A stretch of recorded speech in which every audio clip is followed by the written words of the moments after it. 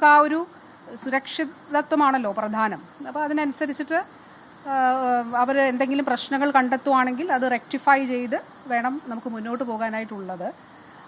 ആദ്യത്തെ ദിവസത്തെ അവരുടെ ഒരു പരിശോധന കഴിഞ്ഞതിന് ശേഷം ആണ് അവിടെ വൈദ്യുതി ബന്ധം പുനഃസ്ഥാപിച്ചത്.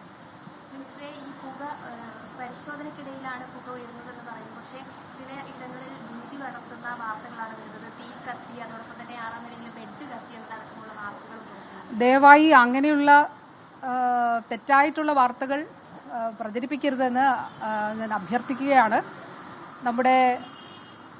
അവിടെ നിന്ന് ഇപ്പോൾ എൻ്റെ കൂടെ ജോയിൻറ്റ് DME ആണ് ഉള്ളത്. ഞങ്ങളൊരു മീറ്റിങ്ങിലായിരുന്നു ഇവിടെ ഉണ്ടായിരുന്നത്. ഡോക്ടർ വിശ്വനാഥനാണ് ഉള്ളത്.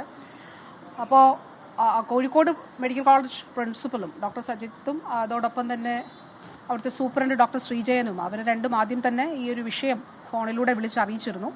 അവർ ഫോണിൽ അറിയിച്ച വിവരങ്ങളാണ് ഞാൻ പറഞ്ഞത്. അതായത് ഈ ഓപ്പറേഷൻ തിയേറ്ററുകൾ ഫങ്ഷണൽ ആക്കുന്നതിന് വേണ്ടി, കാരണം നമുക്ക് ഈ തൊറാസിക് സർജറി തിയേറ്ററിലാണ് ഇത് ഉണ്ടായിട്ടുള്ളത്. അല്ല, അത് പരിശോധിക്കുകയാണ്.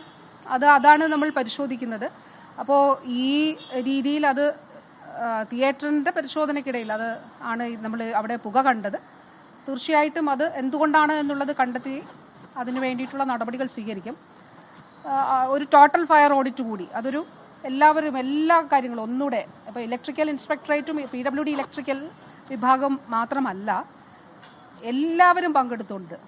അതായത് ഡിസാസ്റ്റർ മാനേജ്മെൻറ്റിൻ്റെ പ്രതിനിധി, PWD ഇലക്ട്രിക്കൽ വിഭാഗം, PWD സിവിൽ വിഭാഗം, PWD ഇലക്ട്രോണിക്സ്, അതുപോലെ ഫയർ സേഫ്റ്റിയുടെ ഉദ്യോഗസ്ഥൻ ഒക്കെ ഉൾപ്പെടെ എല്ലാവരും പങ്കെടുത്തുകൊണ്ട് ഒരു ടോട്ടൽ ഫയർ ഓഡിറ്റ് ഈ ബിൽഡിങ്ങിന് നടത്തുന്നതിന് വേണ്ടിയിട്ടാണ് നിർദ്ദേശം നൽകിയിട്ടുള്ളത്. അപ്പോൾ അതിൽ ടോട്ടൽ ഫയർ ഓഡിറ്റ് കൂടി നടത്തിയിട്ട് ഇത് ഫങ്ഷണൽ ആക്കുള്ളൂ.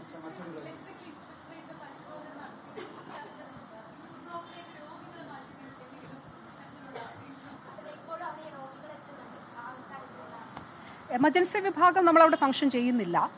പക്ഷേ അവിടെ 2, 3 ഫ്ലോറിലാണ്, 2, 3, 4 ഫ്ലോറുകളിൽ പേഷ്യൻസിനെ പ്രവേശിപ്പിച്ചതായിട്ട് കാണുന്നുണ്ട്. പക്ഷേ അത് അങ്ങനെ പ്രവേശിപ്പിക്കാൻ പാടില്ലായിരുന്നു എന്നുള്ളതാണ്. ടോട്ടലായിട്ട് അത് എല്ലാ പരിശോധനയും ഇപ്പോൾ ഈ നിലകളുടെ. ആരോഗ്യമന്ത്രി വീണ ജോർജ് ഇപ്പോൾ കോഴിക്കോട് മെഡിക്കൽ കോളേജിലുണ്ടായ തീപിടുത്തവുമായി ബന്ധപ്പെട്ട് കാര്യങ്ങൾ വ്യക്തമാക്കുകയായിരുന്നു.